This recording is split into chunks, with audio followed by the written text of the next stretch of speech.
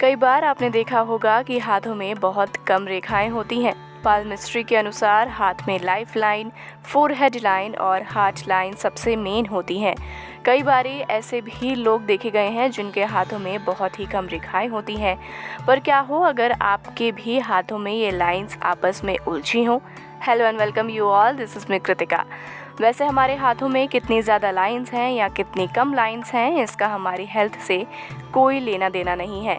लेकिन पाल्मिस्ट्री की माने तो हमारे हाथों में मुख्य तौर से 3 रेखाएं होती हैं जिनका हमारे जीवन, करियर और हमारे रिलेशनशिप से बहुत लेना देना होता है।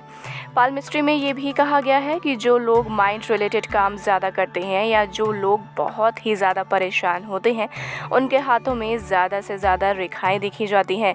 ज़्यादा चिंता और ज़्यादा चिंता का मतलब है ज़्यादा दुख। ऐसे में ज़्यादा रेखाएं जिनके भी हाथों में होती हैं, वो व्यक्ति बहुत परेशान होता है। अगर हाथ में केवल 3 रेखाएं हैं और तीनों की बनावट ठीक है, तो ऐसे में लोगों का जीवन सरलता यानी कि बहुत ही स्मूथली चलता है। ऐसे लोगों को उनके साथ काम करने वाले लोगों का भी साथ मिलता है। साथ ही ऐसे लोगों के हाथ में जो सूर्य रेखा नहीं होती है, उस सब के बावजूद भी जीवन में तरक्की मिलने की संभावना बहुत ज़्यादा बढ़ जाती है।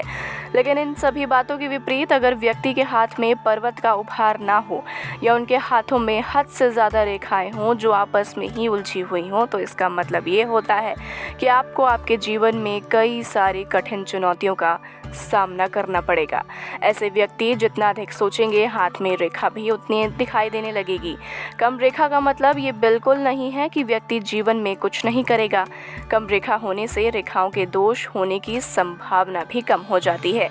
ऐसे में ये अच्छा संकेत माना गया है। हालांकि अगर हाथ में रेखाओं की संख्या 3 से कम है तो ये शुभ लक्षण नहीं है। अगर जीवन रेखा नहीं है तो व्यक्ति को संघर्ष झेलना पड़ेगा। अगर मस्तिष्क रेखा नहीं है तो आइडियोलॉजिकल पोजीशन में उतार चढ़ाव आ सकते हैं। चिंता करते हैं जो भी व्यक्ति, तो उनके हाथों में ये रेखाएं और भी ज़्यादा बढ़ जाती हैं। तो सबसे आसान तरीका यही है कि सोचना बंद करें और अपने दिमाग को स्थिर रखें।